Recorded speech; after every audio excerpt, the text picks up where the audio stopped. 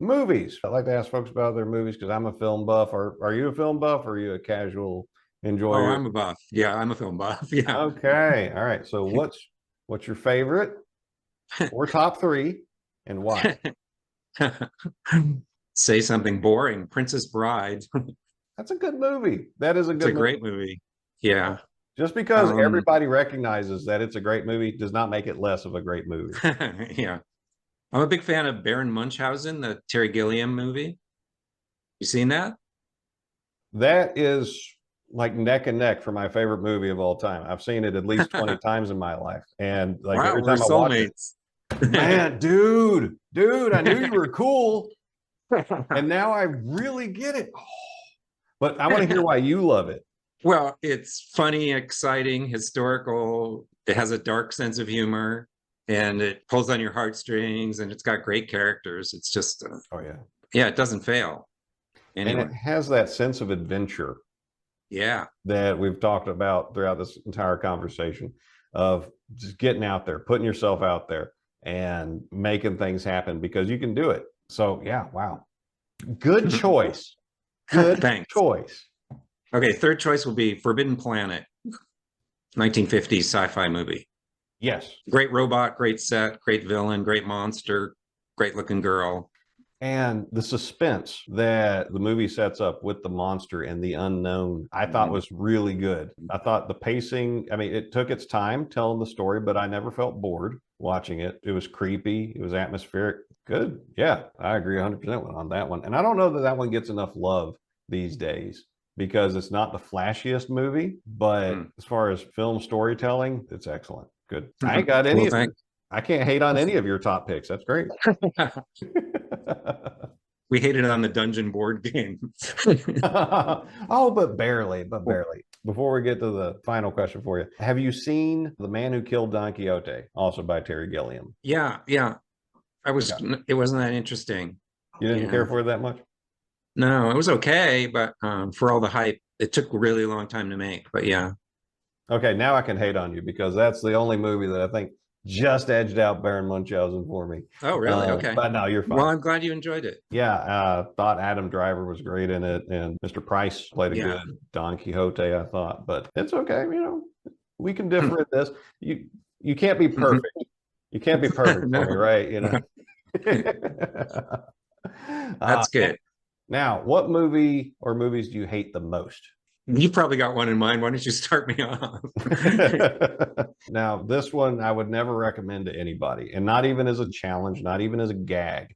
Don't be like, oh, it can't be as bad as Steve said. No, please don't watch this movie. One of the genres I'm a fan of is the blaxploitation genre. One, they're usually entertaining, and two, interesting to see the voice of the people who made it, usually with very low budgets, trying to do something, tell their own stories in their own way. And so it's different than a lot of what you might get otherwise. And some people say it's bad or it's cheap or whatever.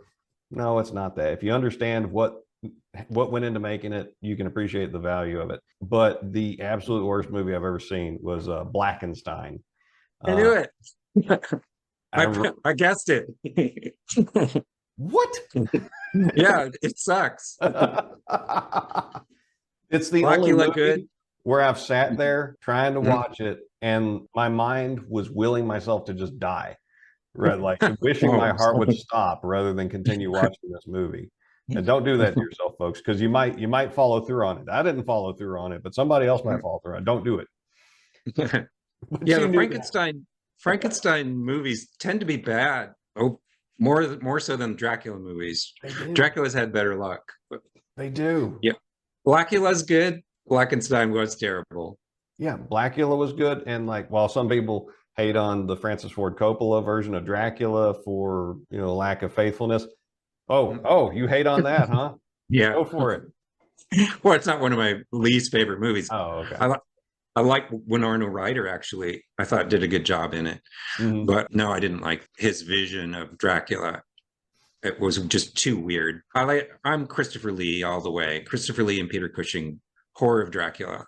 The That's my Hammer. Dracula. Yeah, Yeah. the Hammer movies are it's a whole different universe of its own. Very worthwhile. Highly recommend any of y'all check them out. And it doesn't really matter which one you pick. You're going to get basically the same story no matter what. I think the earlier ones had more Christopher Lee in them, which was good. But then even the Kenneth Branagh Frankenstein still wasn't great despite having Kenneth Branagh involved. And he's usually really good at making movies. Yeah. Both of those movies are kind of bloated. They're long and too much talking. Too much talking, not enough action, or too much That's right. talking? I don't know.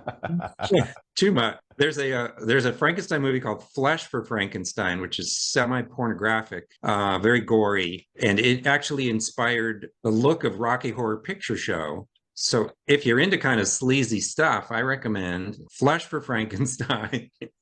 I'm writing this down. Very gory. Udo Kier is in it, if you know who he is. Yes, was that one of the Andy Warhol Presents movies? Yeah, Andy Warhol Presents Frankenstein. That's the one. Okay. I haven't seen that one. I've seen his Andy Warhol's Dracula, and that was weird. This one's going to be weird for you too. Don't bring the kids. Well,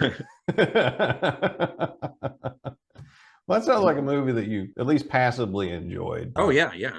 But what movie makes you throw up anytime you think about it, or that you have to warn people away from? I don't know.